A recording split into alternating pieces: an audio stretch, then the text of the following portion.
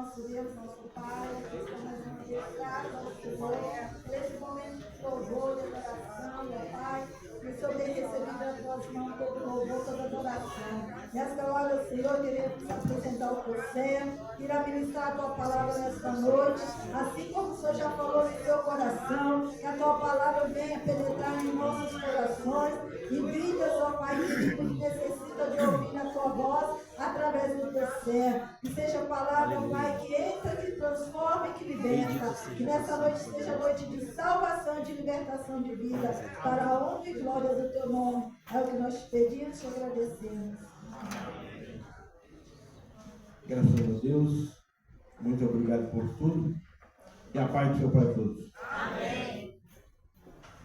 Realmente, desde agosto, eu venho dizendo que hoje eu ia falar sobre o lugar que tive, né?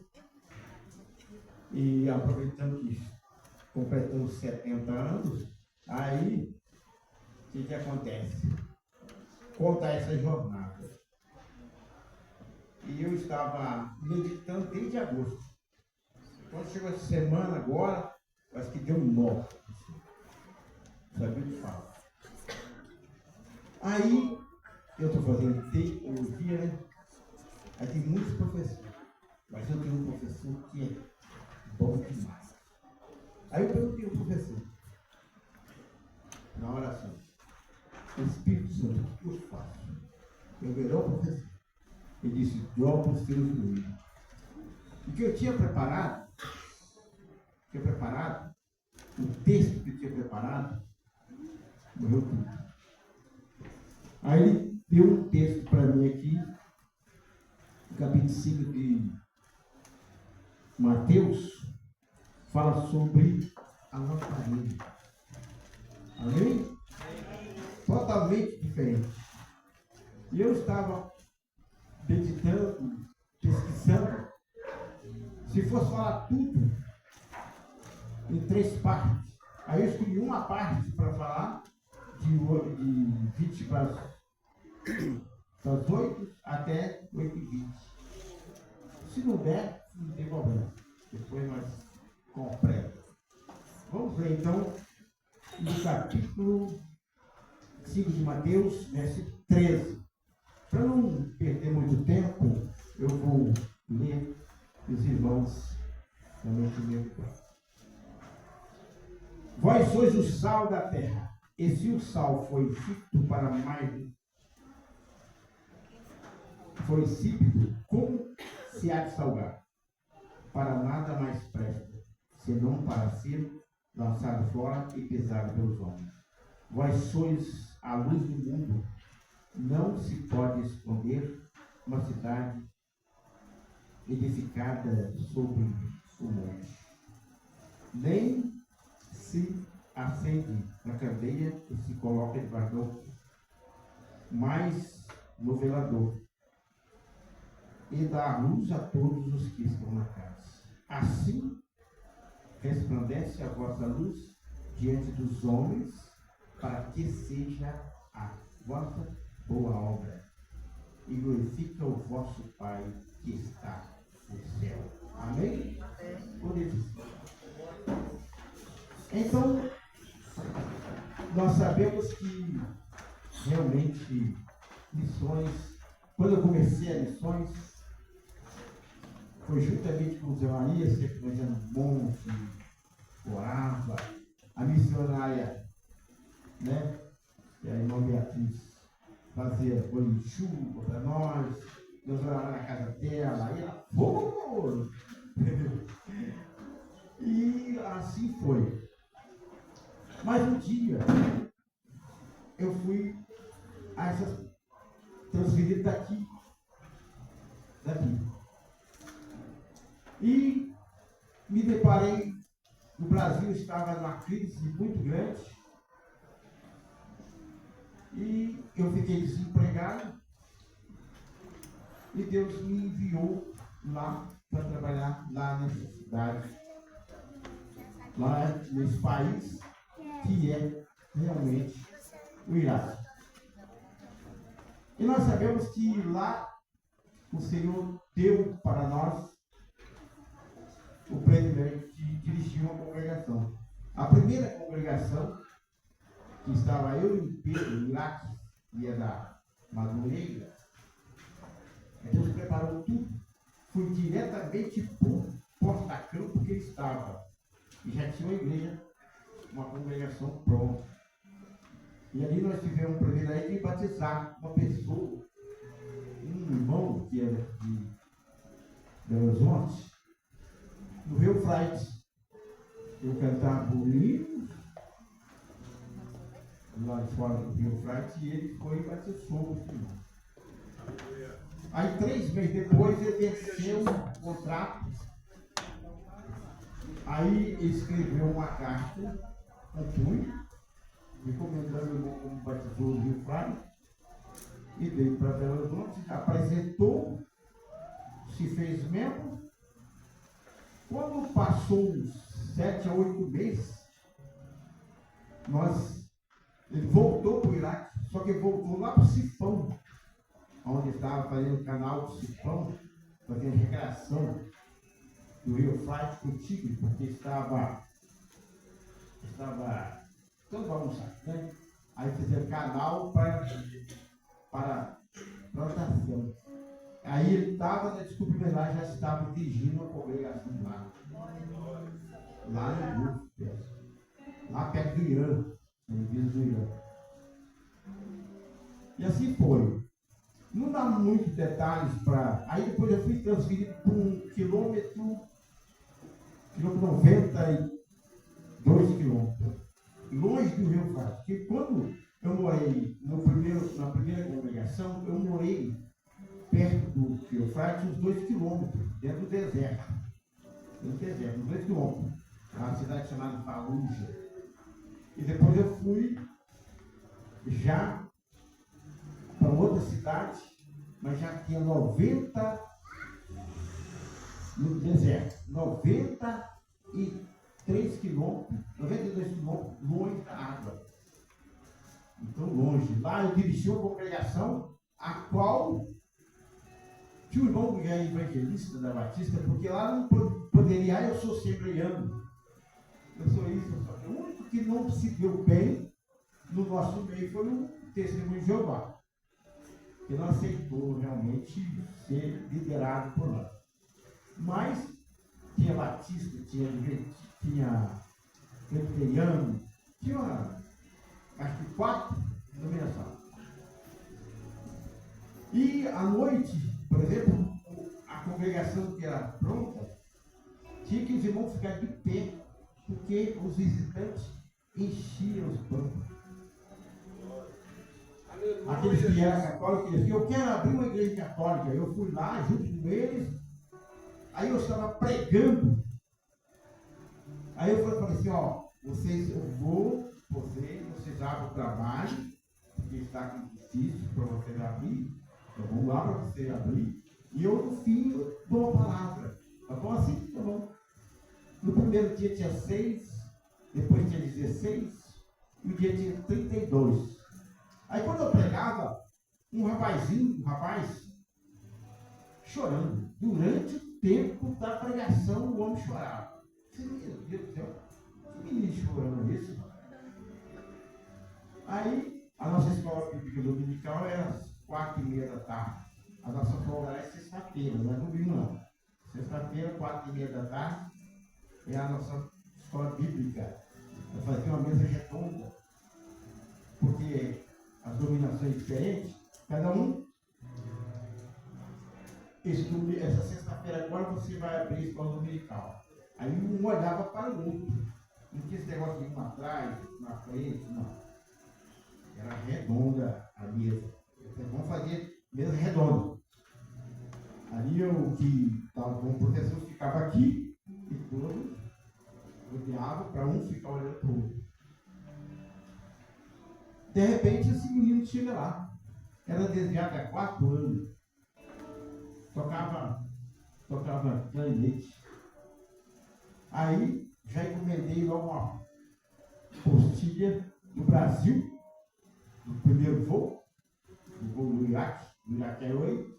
Aí encomendei o irmão veio, trouxe a apostila e começou a tocar e foi pouco por outro. Daqui a pouco apareceu o São Figueiro. Aí foi muito bom. Os irmãos lá o Tchê, lá do Rio Grande do Sul, o sanfoneiro bom, foi fogo. Mas então, o que acontece? Eu separei outra matéria aqui do Iraque. Nós sabemos que nós pregamos o Evangelho porque o homem caiu. Deus quer resgatar o homem. Aleluia, Jesus. Lá no capítulo 3, 17, disse: não comerá dessa árvore. E quem comer certamente morrerá. Condenou. Mas sendo que Deus fez o homem no seu livre arbítrio, quando aí corromperam, a terra ficou corrompida e outra coisa, chegou, deu assassinato, que nós sabemos que o Caim matou Abel. Mas depois nasceu 7 no lugar de Abel. Aí nasceu um filho chamado Eno. Esse começou a falar sobre Deus. Voltou novamente à vocação. Uma obra missionária. Mas passado o tempo, nós podemos ver que aquele capítulo, acho que capítulo 5, que eu esqueci agora, quando fala assim, os filhos de Deus se envolveram com as filhas dos homens. Muitos falam assim, é os anjos que viu lá no céu, e veio, viu as moças muito bonitas. Não. Os filhos dos homens, os filhos de Deus, são aqueles que realmente vêm dos filhos de Sete, descendência de Sete, e ele que pregou, e foi. Mas passado o tempo, o povo era assim, subia, descia, corrompeu. Aí veio Noé. Noé teve os 3 filhos, fez aquela grande missão. A paciência de Deus foi grande. Depois que corrompeu, ele esperou 120 anos. Então, dos filhos, do filho de Cã, o filho de Cã teve um filho chamado, capítulo 10 de Gênesis. Capítulo 10 de Gênesis, nós vemos que nasceu chamado 10.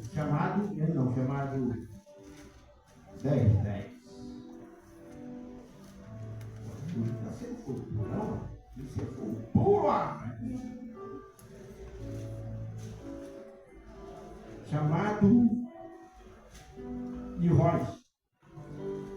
Aí quando chegou aqui, aí sim, a Bíblia diz que ele cresceu, era homem guerreiro, era homem caçador, diante de Deus. Ele cresceu muito, muito. E disse no versículo 10 assim, e o princípio do seu reino foi Babel, que era chamado o lugar que eles viviam, chamado Sinai. Quando chegou no capítulo 11, verso 9, o que ele fez? Mandou construir a torre. Quer dizer, ele construiu a terra. Versículo 9. Por isso se chamou o seu nome Babel, porquanto ali confundiu o Senhor a língua todos terra, e dali espalhou o Senhor sobre a face de toda a terra. Pela pesquisa bíblica, nós vemos que Babilônia, depois quando foi nascida Babilônia no século XVIII a.C., foi aqueles que ficaram, porque espalharam. Ficou um povo, tudo indica que foi. Aí veio os babilônicos. Aí passado mais tempo, que ele realmente foi passando de governo a governo, e foi um povo vinha, outros chegavam, até que chegou um povo, 3 povos. O sumário, os sumários e assírios e babilônicos. Aí que veio o nome. Quando se transferiu para o Iraque, foi em 1920 que veio o nome do Iraque. Por quê? O que significa Iraque? Terras profundas. Porque o lugar é muito incerto. Aí eu fico pensando, como eu vivi lá, no deserto. No deserto eu só via realmente um mato que dava, eram as árvores cheias de espinho. No tempo do frio, porque no tempo de calor ela secava, acabava com tudo. E ela certa. Mas sempre aquela região foi destruída. Quando nós estávamos lá no Iraque, na época do Saddam Hussein disse, ele queria reconstruir. Tem uma parte em Apocalipse, sempre eu caí em Apocalipse. Agora me esqueci, lá no capítulo 12, 17, 18, Apocalipse, se caiu a grande Babilônia. Na época dos Pérsios, a qual invadiu e derrubou, destruiu. Mas eu creio, assim como Saddam Hussein disse que ia edificar novamente a cidade, a Babilônia novamente, porque tudo destruído. O que você vê lá é só realmente entulho. Reconstrói, daqui a pouco tem pronto de novo. A obra que nós fizemos lá toda, a ferrovia que fizemos, a Expressway, a estrada moderna do mundo na época, eles foram lá e destruíram. E exploram. Por que ele reconstrói de novo? Porque tem din-din. É o segundo país do mundo que tem petróleo, mais que produz petróleo. Aquela guerra do Irã e do Iraque foi por causa do Golfo, foi por causa do petróleo. Não vou contar a história da como começou, porque senão o nosso tempo não dá, já está terminando. Né? Nós vamos falar muito, só pequeno para isso. Então, nós sempre destruímos. Na Torre de Babel, onde eu tive, tem uma montanha de tudo. Eu subi lá na Torre de Babel, lá você encontra vergalhões, feito com rosca, né? Era o vergalhão de uma polegada e fazia rosca nas pontas e furava os tijolos para segurar as paredes, os tijolos, porque Deus mandou um raio que destruiu. Aleluia, Jesus. Virou só poeira e lá em cima ficou. O barco, o pico, quando chegou no que é 1 quilômetro e pouco de base, destruído. Aí ficou aquele tijolo um fundido com o outro. Você pega tudo inteiro, parece barro. Mas aí você vai vendo, tem aquelas, tipo umas pedras fundidas, chegou fundiu no outro, e viu aquele tijolo duro, assim, e cheio de poeira. Muito duro. E lá na onde soprou, é amarrado com gregalhão, porque não vinha abrir. Hoje eles fizeram mais. Eles queriam fazer mais coisas. Por exemplo, aquela porta da Babilônia, que tinha o Nabucodonosor, bastava, né? O caldo de boi, o mal, eles derrubaram. Só sobrou o que sobrou lá. Foi uma descida, escada, que fez uma porta bonita.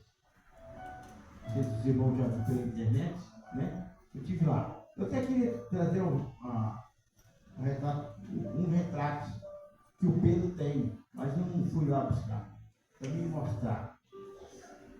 Os irmãos lá tirou foto. Aí você entra, aí tem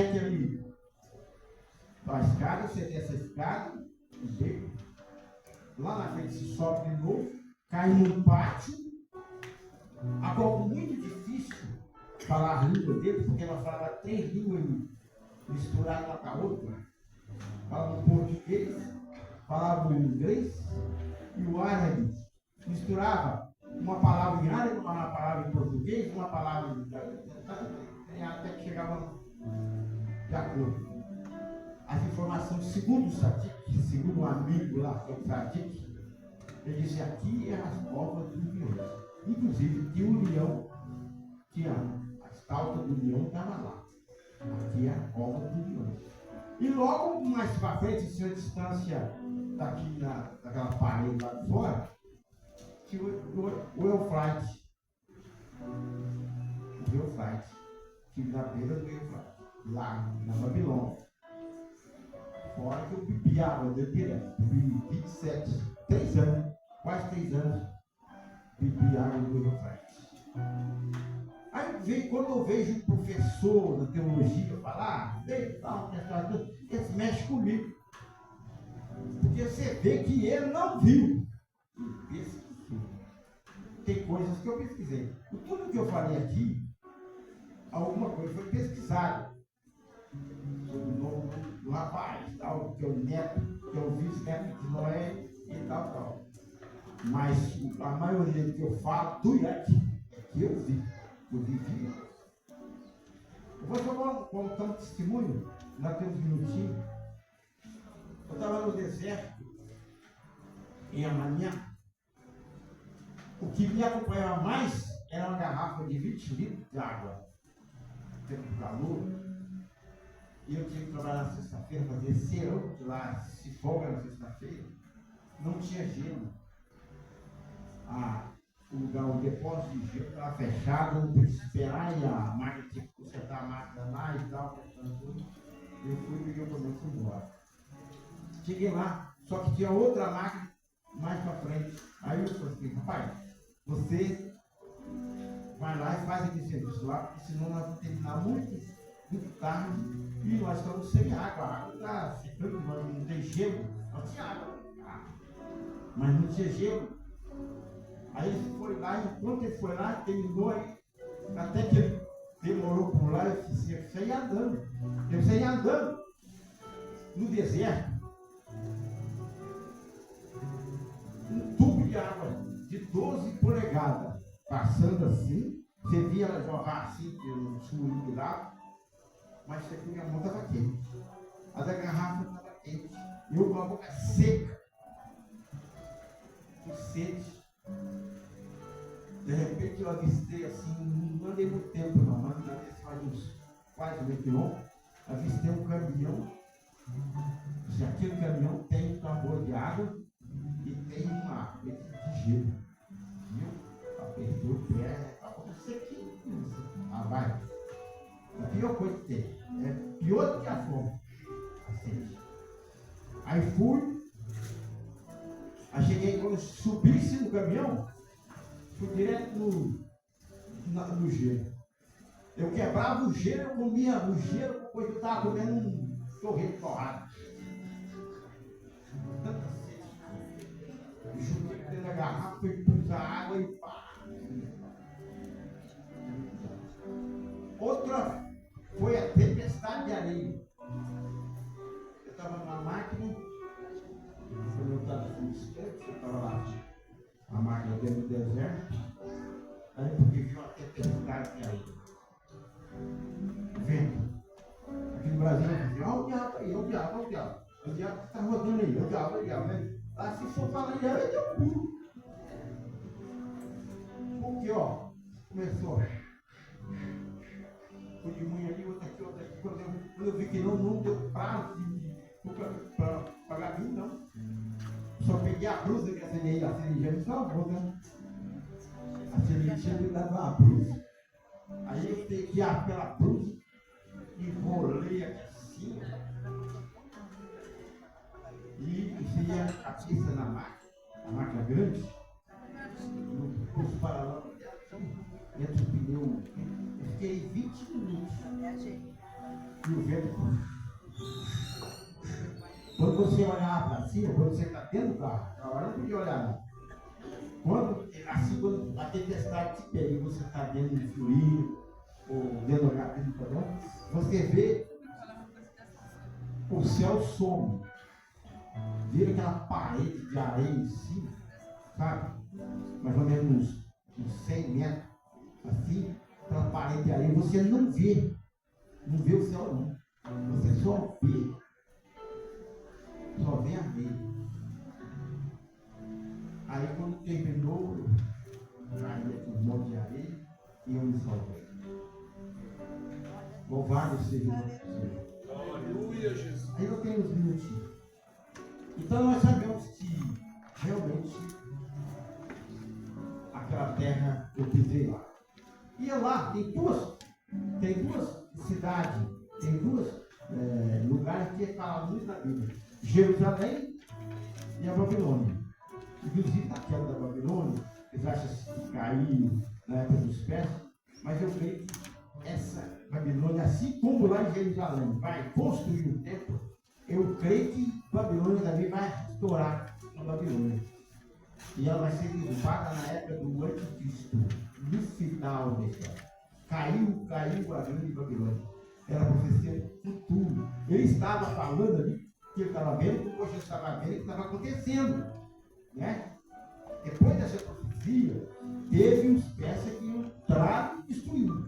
Mas ela vai ser derrotada depois que ela construir de novo. No final da história. Aí cairá a grande Babilônia. Ela é as duas cidades mais faladas na Bíblia. É Babilônia, história, e Jerusalém. Nós sabemos que Jerusalém, para formar Jerusalém, foi tirado Abrão lá da Babilônia, que antes era chamado Ur dos Caldeus. Assim como tinha o nome na época do filho de Noé, assim mudou para Ur. Quando o pai de Abrão escolheu ir para Canaã e foi até a cidade de Arã, né? E ali Tera morreu. Aí quando veio o capítulo 12, aí Deus chamou Abraão, a qual Abraão conseguiu chegar lá aonde é Jerusalém, passando pela Jordânia. Pela Jordânia no Iraque tem mais de 1.700 quilômetros, 1h30 de avião. Nós gastaram. Aí lá nasceu o filho de Abraão. Outra história, a mulher do filho de Abraão, de Isaac, que é a Rebeca, veio lá do tio dele, da Babilônia. Era toda a parentela, porque sai da sua parentela que eu vou para e vai para um lugar que eu uma terra que te mostrarei. Então ficou a parentela no lado. Quando Jacó fugiu para a casa de dele, foi lá. Quando foi feito aquele pedido para ir buscar uma noiva para o seu filho Isaac, tem muita história. Já em Jerusalém tem o quê? Não dá para falar tudo, né? Mas em Jerusalém tem o sacrifício de Isaac, de Abraão, foi sacrificar seu filho, o nascimento de Jesus, a crucificação que está lá, aonde foi crucificado Jesus, que é a cidade mais antiga bíblica, mais antiga do mundo, chama-se Jericó. Ela está localizada nessa Jerusalém moderna. Ela está localizada dentro de um pouco espaço, aqui não chega 1 quilômetro, aonde está considerado Jericó, aonde Jesus também passou. É história maravilhosa. Duas cidades, Babilônia e Jerusalém. Amém? Se fosse falar tudo, vou ficar muito tempo. Mas uma hora eu vou gravar, por quê? Eu resolvi falar sobre isso. Porque a Bíblia diz que o homem vivia 900 anos, né? E o tio Jeová fala que é mentira. Eu vivia. Depois caiu para 120, depois caiu para 70. Então eu cheguei lá na vida. Então, estou chegando no final. Daqui para frente é só vitória. Nós vamos tentar de novo. Né? A nossa vida é até 70. O homem é até 70. Passou de ser caracterizado. Mas enquanto eu estiver andando e podendo andar, ó, já vou comprar uma outra caixa que eu pego emprestado, não, sempre vou com o irmão do domingo evangelizar, uma caixa, daquela caixa de lado. Uma vez eu filmei, mas porém congelou e não deu para ocupar. Mas eu vou comprar uma caixa assim, porque eu digo que não tiver ninguém para ir comigo para a praça, tem meus filhos, para evangelizar, que eu dizia que evangelizava primeiro em folhetos, né? Agora eu vou com folhetos para a caixa de lado, vai ser fogo puro. Para você ter a ideia.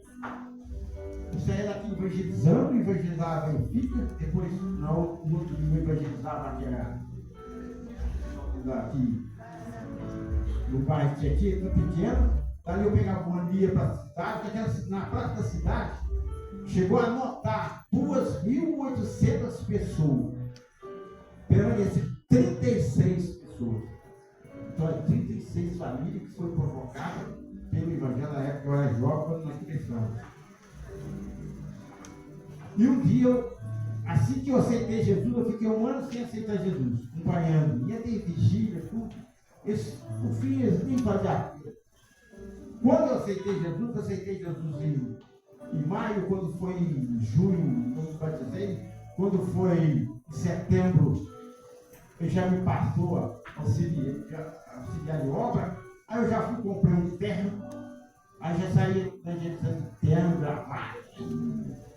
Cheguei lá na série um dia, pastor, olha, a minha gravata ficou, desamarrou, não sei como faz. Ah, vou te ensinar, porque assim é tão pereira. Pegou a gravata, amarrou assim, pronto. Aprendi o pastor e ser com pereira, porque eu tinha que evangelizar e eu queria de gravata. E é fogo puro desde o princípio. Amém? Por causa disso que já vi fogo do céu. Amém? Deus abençoe vocês. Que o Espírito de Deus continua abençoando a cada um. Muito fácil, por causa de que não veio mais gente. Foi oportunamente. Porque tem muitos que não estão fazendo missão, como é que vem curso de missão?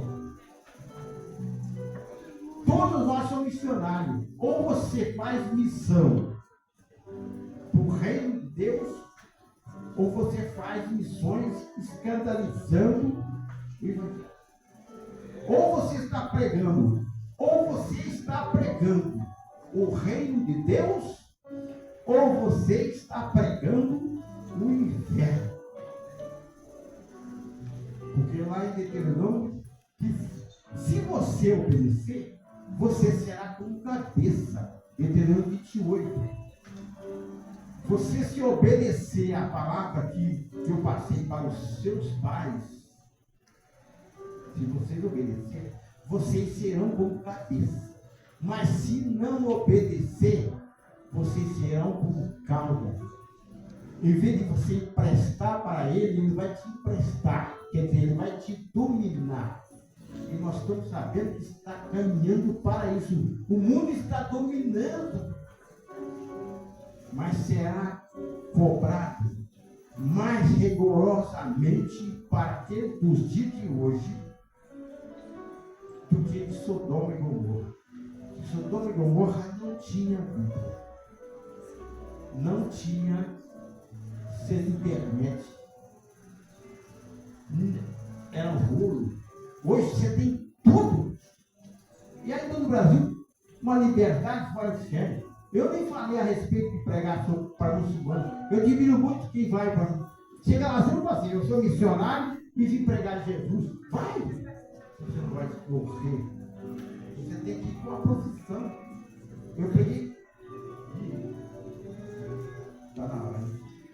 Eu peguei para o muçulmano um dia e falei assim, eu vou chamar a polícia para você. Não, a polícia. Não polícia.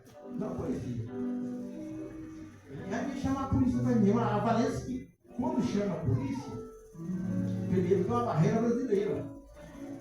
Chega na barreira brasileira para passar para eles. Agora, quando é um acidente, igual o brasileiro bateu no árabe, o árabe não tinha casaco. O homem lá pode casar com 4 mulheres, se tiver dinheiro.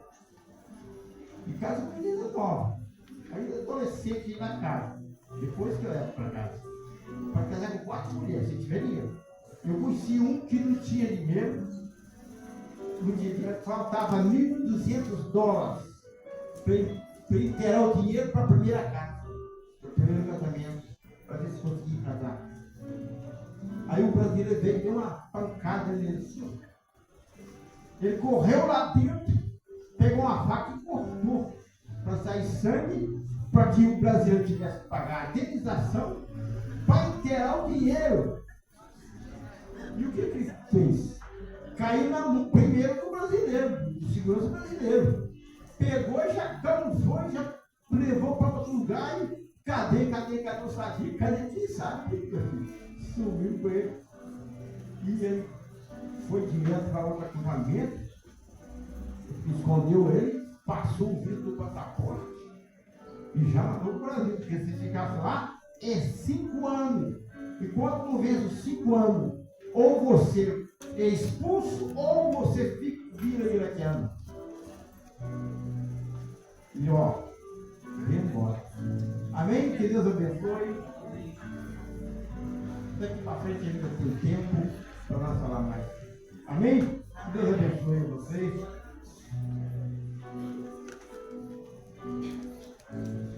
Glória a Deus. Um pouco da história, né, Márcio? Daquilo que nosso presbítero Zé Roberto esteve ali fora do Brasil. Meus irmãos, nós ouvimos a leitura inicial da palavra do Senhor hoje. O pastor Zé Maria leu ali a respeito de Filipe, que estava sensível à voz do Espírito Santo. Ele ouviu a voz do Espírito Santo e foi para o lugar que o Espírito Santo designou que ele fosse. E ali, ele pregou ali para o bordão, o responsável pela tesouraria da rainha de Candace. Aquele homem aceitou Jesus como seu Salvador, foi batizado, e ele foi para a terra dele, e ali nós temos a certeza que a palavra foi pregada. Nós vemos hoje em dia que muitas vezes está faltando da parte de cada um de nós que estejamos sensíveis à voz do Espírito Santo. Porque muitas vezes para fazer a obra missionária está muito difícil da pessoa ir ouvindo a voz do Espírito Santo para que possa estar fazendo missões. Mas muitas vezes é necessário acontecer como aconteceu e como acontece com muitos profissionais que é claro, a estratégia que Deus tem para que a pessoa entre em outro país onde, se fosse para pregar a palavra, não teria condições. Mas na profissão como mecânico, como médico, na profissão aí